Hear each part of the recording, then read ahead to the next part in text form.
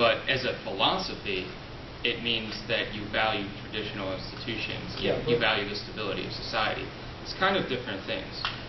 Conservatism has more retained its original meaning, because most of the people who are labeled as conservatives do in fact not want change.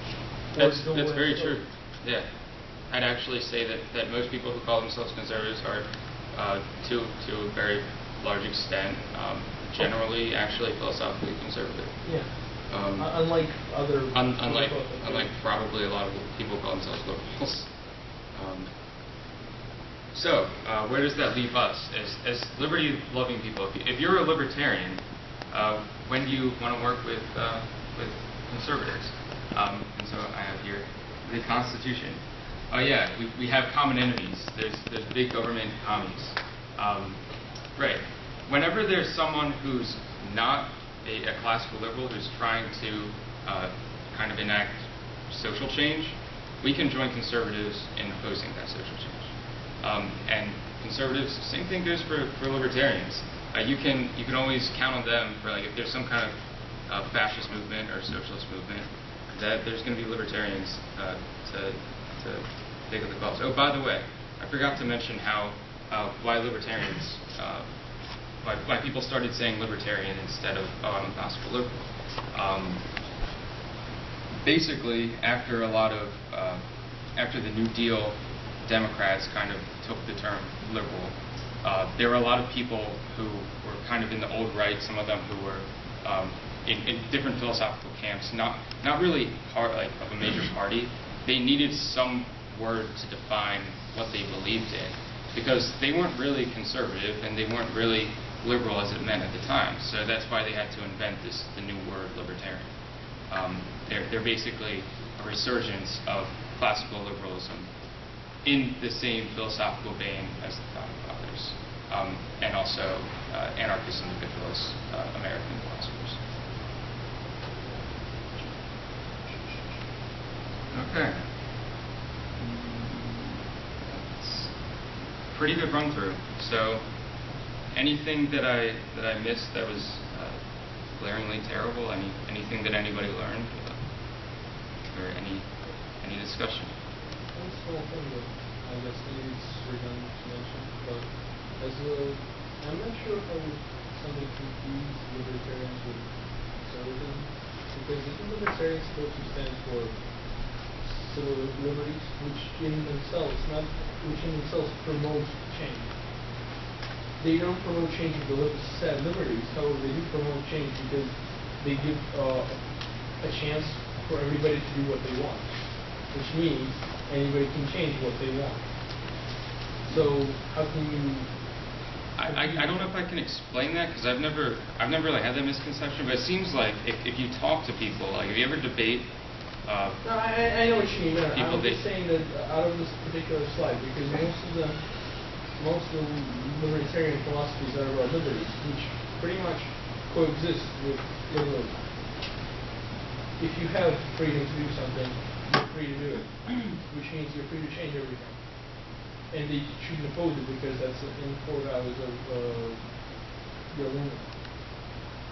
So, unlike conservatives who oppose that actually, you wouldn't care either way. At least as by definition said.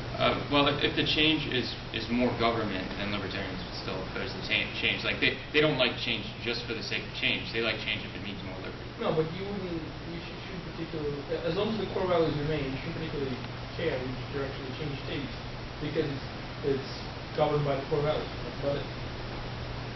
I mean, as long as your liberties aren't being violated. Okay. Just want to explain the reason why libertarians and conservatives are often associated with each other, especially in U.S. politics, is because most of the time libertarians, if they're going to support a party or vote for a certain candidate, it tends to be a Republican candidate or a conservative candidate, just because more of their ideas usually end up in line. And a lot of times, at least what I've noticed is, libertarians tend to favor or prioritize economic issues over social issues if they had to pick between candidates.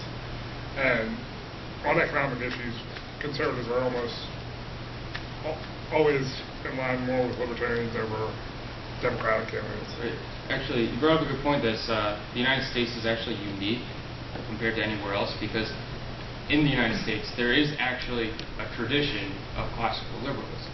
So if you value the traditional principles of American society, then you're somewhat libertarian already. Well, depending to what extent, like what traditions or institutions. That's basically what conservatives and libertarians are probably going to debate about, is what really is the tradition of America. Does it include being a Christian nation, or does it include expansionism, things like that? Edwin? Well, I think one of the biggest issues with the confusion is that when we talk about conservative, liberal, or even libertarian, people don't think of these things in terms of philosophy. The whole, and this is, I think, exactly what you were getting to very much so in the presentation, that when people talk about conservative or liberal, they're talking about, I have a set of issues that I care about.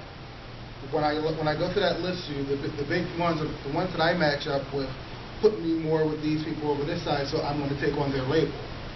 In actuality, you may actually be liberal in a lot of things, because there's a lot of things which the conservative groups stand for, which aren't necessarily traditional, which actually are a rather large change from how we've done things.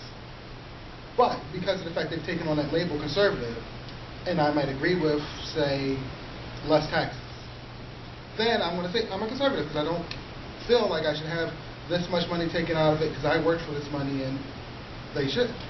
Right. Regardless of what what my whole philosophical framework actually turns up to be. It's just that this issue lines me up with this group.